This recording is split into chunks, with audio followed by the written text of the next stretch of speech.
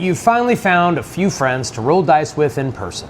The vibe's good, you're having fun, telling stories, maybe even dying a little bit too often, but it's working.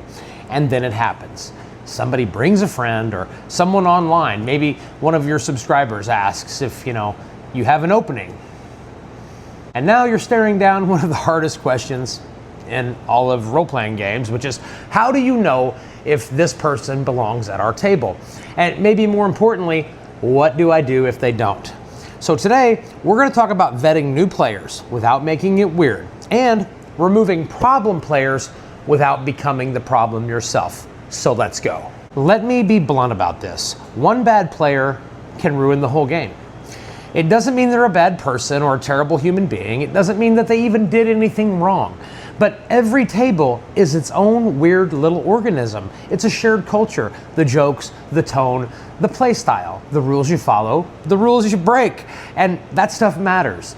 And not everyone fits every table. Now, I'm not talking about gatekeeping.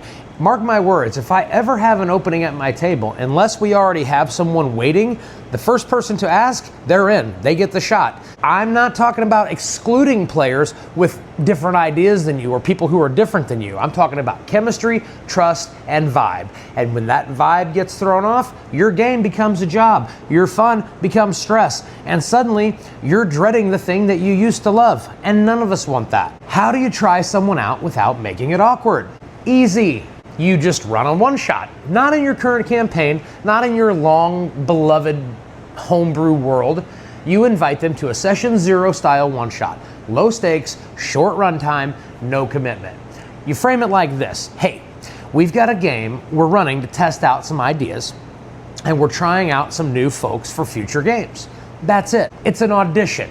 Make it clear. No pressure. You get a clear look at how they play, and more importantly, how they behave with others. You're not just looking for how well they know the rules. That's almost irrelevant. You're watching for, do they talk over other people when it's their turn? Do they monopolize the time of the dungeon master? Do they respect the tone of the game? Do they play collaboratively or competitively? And here's the key. Don't just evaluate the player yourself. Afterwards, check in with the rest of your group privately, because if one person feels off, they probably aren't the only one who feels off. Let's talk about the obvious red flags. Now, these are not just about bad behavior, it's just about misalignment. You got your spotlight hog. They derail scenes to make it about their character always, every time.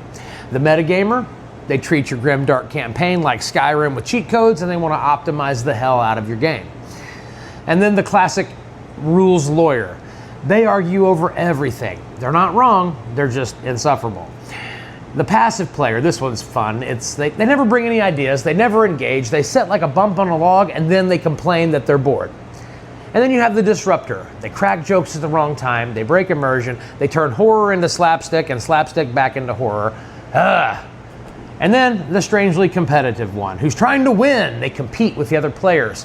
That big main character energy vibe. Now, none of these are crimes, but they might not belong at your table, and that's enough. Okay, Rick, but what if it's too late? What if I already let this person in and they're whatever? Listen, you're already a few sessions deep, you didn't vet them, and now they're making the game worse for everyone. Here's the hard part. There's just no way around it. You have to be honest. Privately, kindly, directly, with as much respect as you can muster, and say, hey, I want to check in. I've noticed your play style doesn't quite match what this group has been going for and has been doing for a certain period of time. I think it might be better for all of us if we just part ways as friends, just to keep things fun for everybody.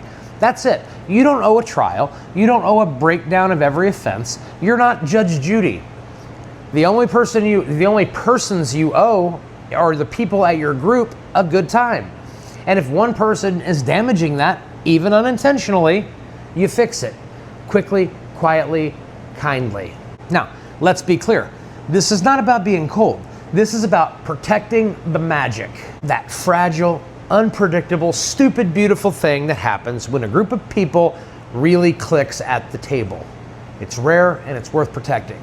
And if you let one person poison that vibe because you're scared of being rude, you will all be miserable in the next few weeks. Don't wait for it to get unbearable.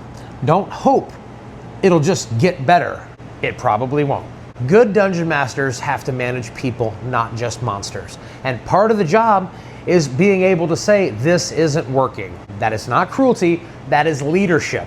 And the rest of your players will respect you for it. Whether you're about to bring in someone new to your game, or you're dealing with a player that's slowly killing the vibe, remember this.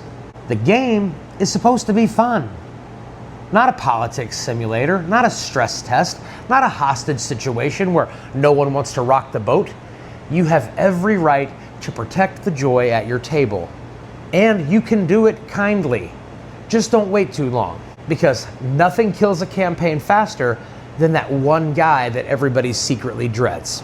Thanks for watching, everybody. And if you've ever had to kick a player, or maybe you've been kicked yourself, drop your story in the comments. I want to hear what worked and what didn't. Like, subscribe, do all the things, especially share this video with your group if you are already having this conversation behind the scenes. My name is Rick. This is Save vs. BS. I'll see you in the dark.